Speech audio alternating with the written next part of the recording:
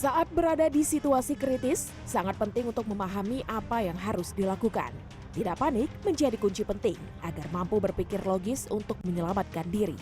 Ada banyak faktor yang bisa membuat kapal tenggelam, di antara lain faktor cuaca, kelayakan kapal, hingga kesalahan manusia. Dari sisi peralatan atau konstruksinya bagaimana, apakah masih bagus atau tidak. Kemudian dari sisi krunya bekerja overload atau tidak, kompetensinya sesuai atau tidak. Jadi banyak faktor yang nantinya bisa memberikan kontribusi terjadi. Cukup banyak perlindungan yang dibuat untuk mengantisipasi kapal tenggelam. Peraturan keselamatan sudah disosialisasikan kepada penumpang sejak masuk kapal. Beberapa peralatan keselamatan harus dipastikan ada dan layak pakai.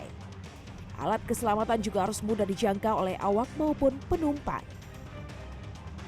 Standar keselamatan di transportasi manapun ini menjadi suatu hal yang penting. Dan saat ini saya berada di kapal, tepatnya di titik kumpul evakuasi.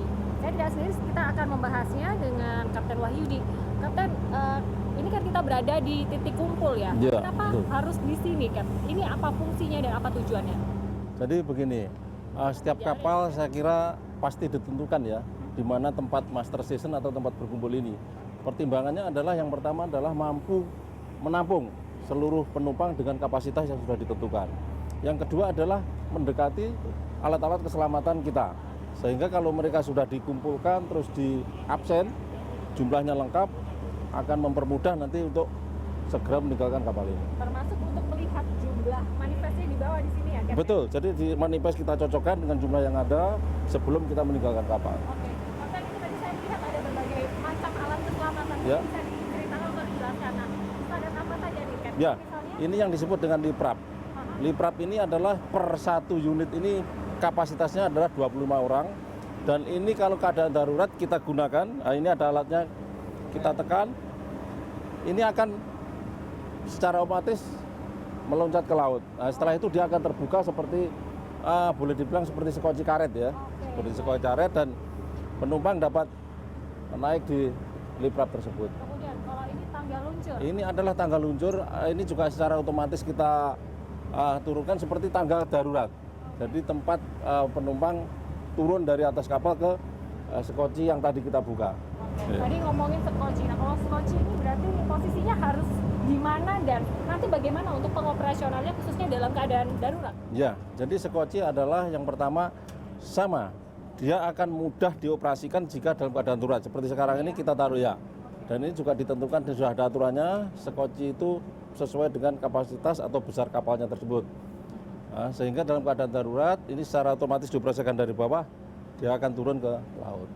Ya. Kapten, kemudian kalau kita berbicara tentang standar keselamatan di kapal ya, kalau kapal apakah benar, Kapten, tidak langsung misalnya ini potensi tenggelam ya, apakah itu langsung tenggelam atau sebenarnya ada tahapan-tahapan yang seharusnya membuat kita mudah untuk melakukan penyelamatan diri? Oke, jadi saya kira saya ambil contoh satu ya, mengenai tenggelam itu salah satu sebabnya adalah faktor kebocoran, itu ya. Sedangkan kebocoran ini tentu ada prosedur penanganannya sebelum kapal itu tidak bisa diatasi, ya. Termasuk kemungkinan terakhir, kalau misalnya kebocoran tersebut tidak bisa diatasi, maka ada pintu kedap di ruangan tersebut, dan ini kita bisa tutup. Seandainya bocor itu tidak bisa diatasi, harusnya kalau kebocorannya di satu ruangan dan pintu kedap itu berfungsi baik, maka bocoran itu akan terlokalisir di situ dan tidak menimbulkan kapal itu tenggelam. Ketersediaan life jacket atau jaket keselamatan juga menjadi alat keselamatan dasar yang penting. Life jacket harus tersedia 125% dari jumlah penumpang, termasuk 3% untuk bayi dan 20% untuk anak-anak. Saya mau menunjukkan kepada Anda sejumlah peralatan keselamatan. Di sini ada skoci karet dan juga ada skoci, di mana ini tidak hanya tersedia di sisi kiri saja atau di sisi kanan saja, namun harus tersedia di sisi kanan dan kiri. Tujuannya apa? Ketika ada suatu kejadian bahaya, kapal tersebut condong miring ke kiri, tentunya peralatan keselamatan di sisi kanan atau sisi sebaliknya itu masih bisa digunakan. Dan yang terpenting, peralatan keselamatan yang dibawa harus sesuai dengan jumlah manifest atau penumpang yang ada atau bahkan melebihi dari penumpang yang ada di dalam kapal.